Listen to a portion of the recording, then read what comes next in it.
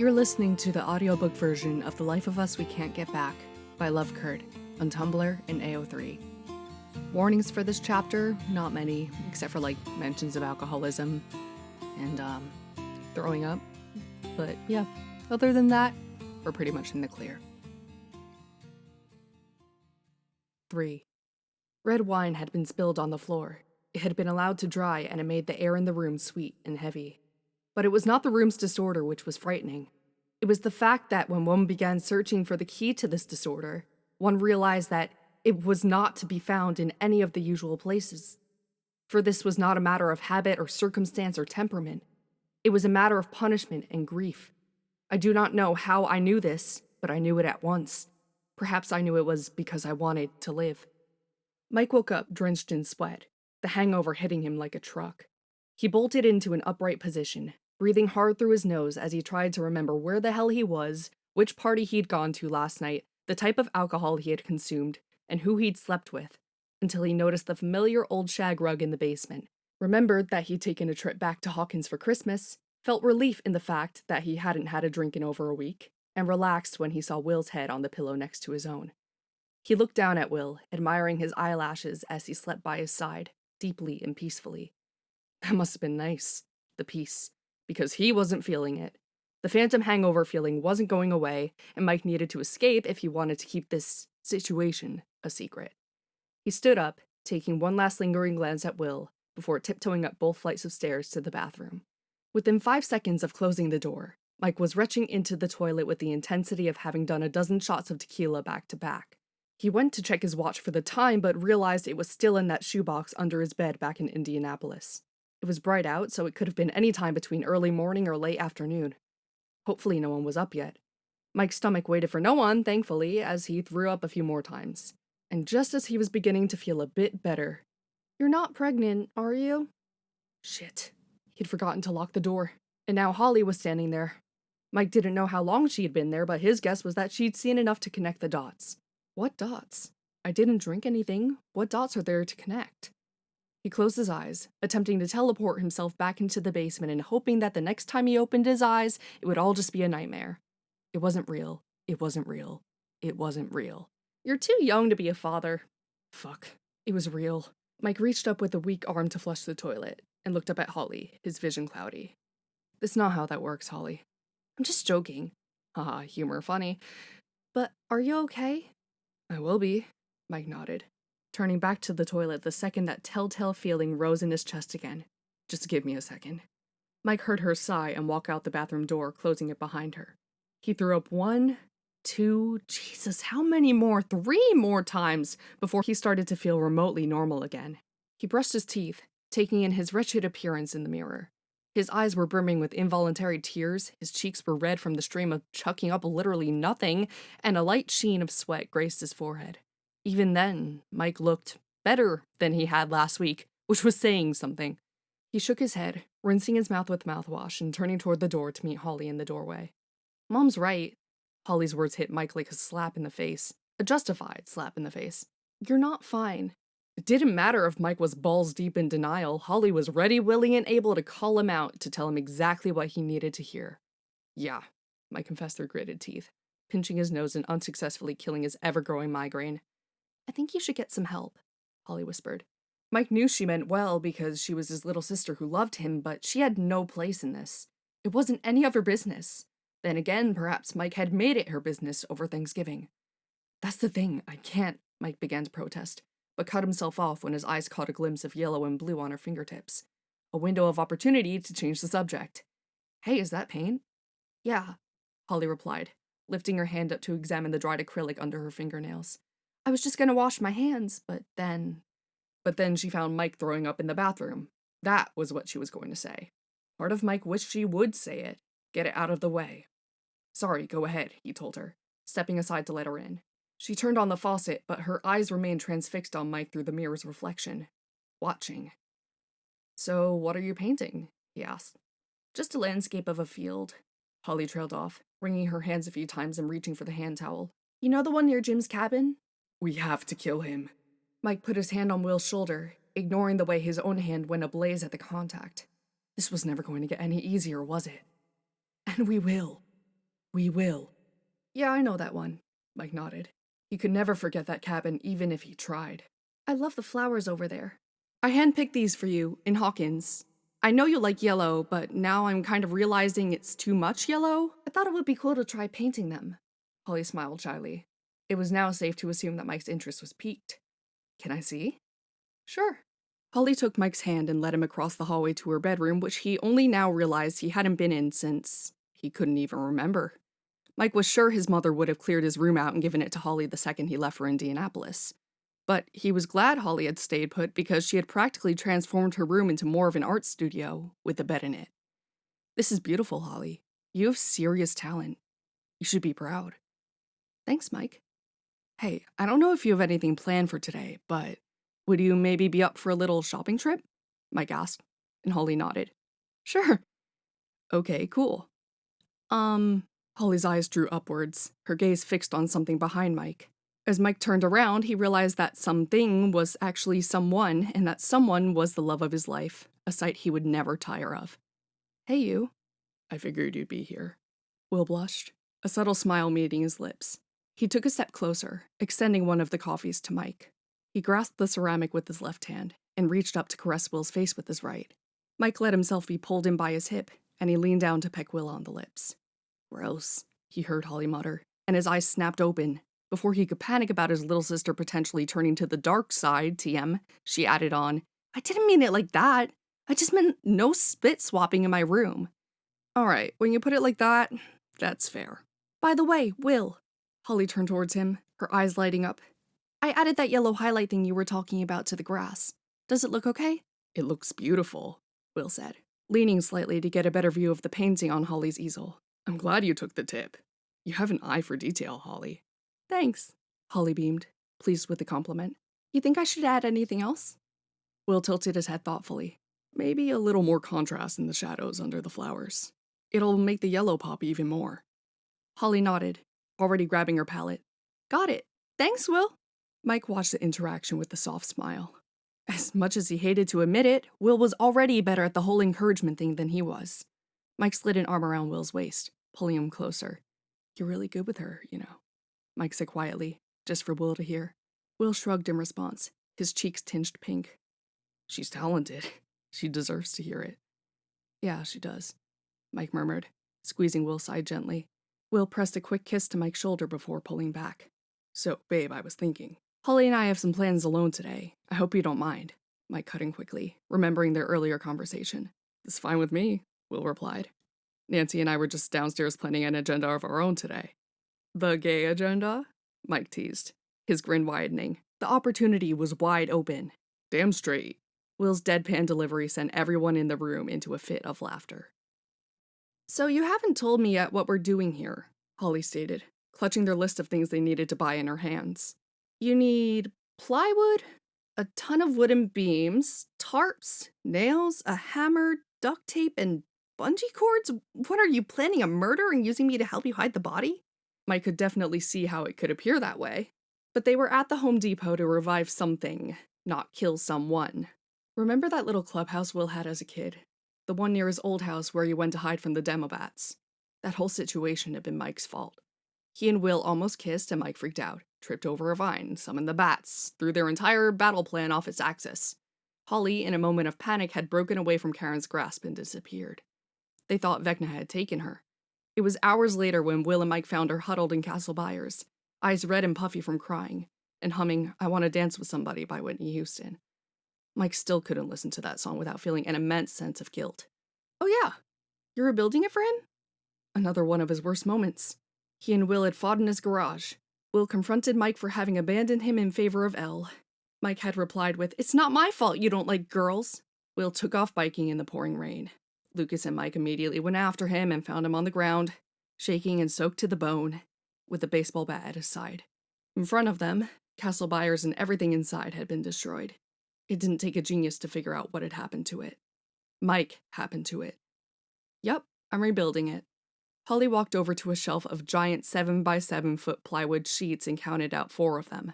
Mike helped her load them onto the rolling platform that they'd begun using as a cart, nearly poking himself in the eye with a corner in the process. You're a good boyfriend, she told Mike as he blinked the sawdust away. That remains to be seen, he muttered. What do you mean? I'm too, he shrugged, damaged. Holly squinted in confusion. I'm lost. I've just been through a lot, okay? Mike grunted, struggling to push the platform under the additional weight of the plywood. It's not something you should understand. Not yet. Mike, I'm 11 now, remember? Thanks, sis, for yet another reminder of your maturity as well as my mortality, he thought. Plus, I've fought monsters. Not by choice. If it were up to him, she never would have gotten involved. My choices are their own kind of monster, Holly, Mike concluded, not really wanting to delve into exactly why he was dealing with this personal shit. Just tell me, she exclaimed. She was not going to let up, and knowing her, she'd only get louder, attracting attention from innocent bystanders. And Mike had no desire for the Hawkins locals to have any excuse to talk even more shit about their family. Mike lowered his voice, leaning down a bit so Holly could hear him, gotten into some really bad things. Like the alcohol? She asked at a normal volume. Jesus Christ. Mike clamped a hand over her mouth, and she glared up at him with sisterly disdain. In seconds, she'd licked his hand and he pulled it away, but not before wiping it on her knit sweater. Karma's a bitch. How did you know about? Mike began, but Holly was quick to interrupt, thankfully a bit quieter this time. You were chugging that whiskey over Thanksgiving like it was water. You drink a lot, Mike. Shit. Hearing it from Wyatt was one thing, but hearing it from Holly was fucking jarring, to say the least. I'm sorry, Mike said. And he meant it. He never wanted to subject her to his issues, but he apparently already had. It's okay, Holly replied. No, it's not. It's made me an awful person, and I don't know if I want Will to be in love with someone like me. Well, he is. But why? I don't know, Holly exclaimed, throwing her hands up in the air. What does he love about you? Shit, I don't know, Mike shrugged, biting his lip in thought. My hair? My eyes? My hands? Holly merely rolled her eyes. He loves you, Mike. Mike could only stare back at his little sister because, as simple as her statement was, he couldn't tell where she was going with it. They reached the hardware aisle, and Holly reached up on her tiptoes to reach a box of nails. You're the, knight? Paladin. Close enough. Right, the paladin of your friend group. The party. Same thing. Holly ignored the correction. The point is, he fell in love with the real version of you. Mike raised an eyebrow. So, you're saying the real version of myself is my D&D character? Holly shook her head, clearly becoming frustrated with Mike's inability to connect the dots. Look, all I'm saying is that you need to find yourself again. Not with Will, and definitely not with the drinking. Just you. Oh, right. Yeah, Mike said, mentally smacking himself in the head. That makes sense. Duh. Holly gestured at the platform before them. You're rebuilding Will's fort. That's as real as you can get. Speaking of, Mike's eyes, which previously traced the faded lines on the floor, drew up to meet Holly's. The reason why I brought you with me wasn't just to hang out. Like, not that I didn't want to hang out with you. I love hanging out with you, and I'm sorry I haven't been there for you, like, ever, and it's okay. Seriously, we're good, Holly said, her voice soft but firm, cutting through Mike's long-winded, rambling apology. She reached out to steady the wobbling plywood, as if anchoring him in place. Mike exhaled, relieved. Okay, cool.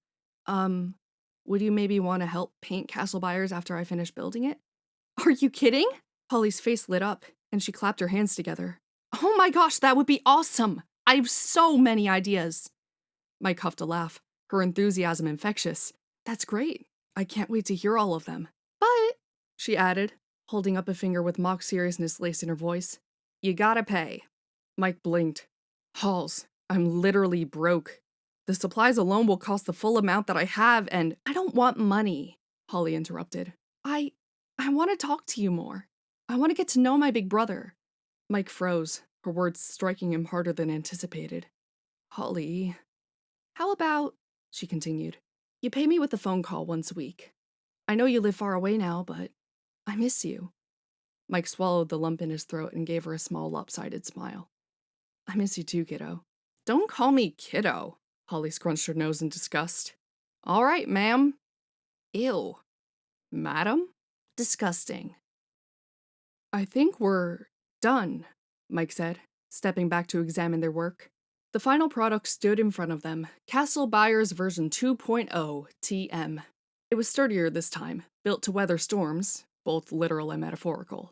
The larger frame gave it a more welcoming feel, and the intricately painted designs of the same flowers from Holly's painting brought it to life. Mike tilted his head, his perfectionism gnawing at his brain. Nothing else needed fixing, but he couldn't help but feel like something was missing. Yeah? Holly asked, brushing some dirt off her hands, her eyes scanning the structure critically. Yeah, you did an amazing job, Holly, Mike said, glancing over at her. Thank you, she replied with a small, proud smile. You did too. Mike smiled to himself, kicking at a stray nail on the ground. Yeah, I guess I did. Holly squatted down to gather their leftover tools, throwing them into the box at her feet. So, when are you going to show Will? Tomorrow night, Mike said, a grin creeping onto his face. You know, since we usually do our own gifts on Christmas Eve and then the rest of us exchange on Christmas Day. Holly rolled her eyes. You guys are so weird. Mike laughed. Yeah, well, you're stuck with me. Speaking of which, you're really okay with this? With us? Holly paused, straightening up. She looked at him, her expression softer than usual. Yeah, Mike, I'm okay with you guys. I'm happy for you. Just don't forget about me, okay? Mike crouched down to pick up the last stray pieces of wood, his voice quiet but genuine as he answered, I could never forget about you. You're too important. Holly snorted. Important, huh? I'm gonna hold you to that. Plus, don't tell Nancy, but... Mike leaned in conspiratorially, dropping his voice. You're my favorite sister. Your secret's safe with me. For now, Holly smirked, pretending to zip her lips. They stood there for a moment, side by side, looking at their finished product. In the quiet of the evening, snow lightly began to fall. Castle Byler stood tall, and it almost felt like magic. The snowstorm outside had blanketed Hawkins in a thick, sparkling white sheet, creating a postcard-perfect winter evening. Inside the Wheeler house, the warmth of the fireplace crackled through the air, contrasting with the icy chill that clung to the living room windows. Mike had spent most of the evening lounging in the living room with Holly, sipping hot cocoa and catching up on all the latest middle school gossip. He was restless, though, waiting for Nancy and Will to return. Their absence felt longer than usual, and he couldn't shake the feeling they were up to something. When the front door finally creaked open, Mike sprung to his feet, his grin widening as he saw Nancy and Will stomping the fresh snow off their shoes and onto the doormat. Hey guys, he greeted, setting down his mug on the counter. Busy day today? Like you wouldn't believe, Nancy huffed, shoving her coat off and letting it drop unceremoniously to the floor. She looked absolutely drained, her hair slightly frizzed from the static of her hat. Will wasn't faring much better. His cheeks were flushed pink from the cold, his nose slightly red, and his green eyes sparkled from the abrupt warmth of the house. Mike wanted to bite him. Yeah, we've basically been stuck in a car all day in traffic back and forth from... Will trailed off, suddenly cutting himself short when Nancy gave him a rough nudge. Our destination. Destination? Mike asked, his interest piqued as his brow furrowed. Nancy, clearly in on some kind of secret, gave him a sly smile. Let's just say Will loves you. Like, he really, really loves you. Will nodded, his bashfulness written all over his face as he ducked his head slightly. Mike felt his heart swell in his chest. Nancy's words confirmed what he already knew, but still loved hearing. Holly had been right. Will loved him. God, Will loved him. Baby! Mike squeaked, rushing forward to grab Will's face with both hands and pepper his forehead with quick kisses. Will's cheeks deepened in color, not from the cold this time, as he let out a soft laugh, his hands coming to rest lightly on Mike's waist. Will was the first to pull away, unwinding a scarf and letting it hang loosely around his neck. I feel gross, he admitted, glancing up at Mike. I'm gonna go upstairs and shower. Unless you want to shower first. Mike tilted his head, a playful glint in his eye. I'm gonna grab something from my room, actually, so I'll head up there too. Before Will could react, Mike reached out and grabbed the scarf still draped around his boyfriend's neck, gently tugging him toward the stairs like a leash. Will smirked, his eyebrows raised in amusement. God, is it hot in here, or is that just you? Both, Mike quipped, his grin widening as he led Will up the stairs. Nancy and Holly remained in the living room, their heads tilting in unison as they watched the boys ascend the stairs. The sound of a door closing echoed through the house a few moments later. You think they're actually gonna shower? Holly asked, her tone laced with curiosity and mild bewilderment. Nancy smirked knowingly. Yes, she said. Yes, they are. The moment the bathroom door clicked shut, Mike turned, slamming Will gently against it with a soft thud. His hands immediately slipped under Will's shirt, running along his warm skin. I can't believe we actually got away with that, Will whispered, his voice breathy as Mike pulled his shirt over his head and tossed it to the floor. I can, Mike replied, his lips quirking into a smirk. He pressed a kiss to Will's lips before yanking off his own shirt. When there's a will, there's a way. Will groaned at the pun, but his lips quickly found Mike's neck, latching onto the skin and sucking so hard Mike knew it would leave a mark. He gasped, his hands tangling in Will's thick waves as he tugged gently, keeping him there. William, if you don't get back here, I'm gonna die, Mike gasped, his voice muffled by Will's hair. Will pulled back just enough to grin at him, his breath hot against Mike's cheek. That's what you get for being so cheesy. You gotta admit, baby, Mike teased, his lips brushing against Will's ear. I'm pretty sharp. Will groaned again, this time in mock exasperation. Get in here, idiot. Mike laughed, letting Will pull him closer until there was no space left between them. The heat they shared was undeniable, but even then, a chill crept up Mike's spine, unshakable. It was as if the universe was holding its breath, waiting to remind them of how fragile their happiness could be. You've been listening to the audiobook version of The Life of Us We Can't Get Back by Love Kurt on Tumblr and AO3. Stay tuned for part 4.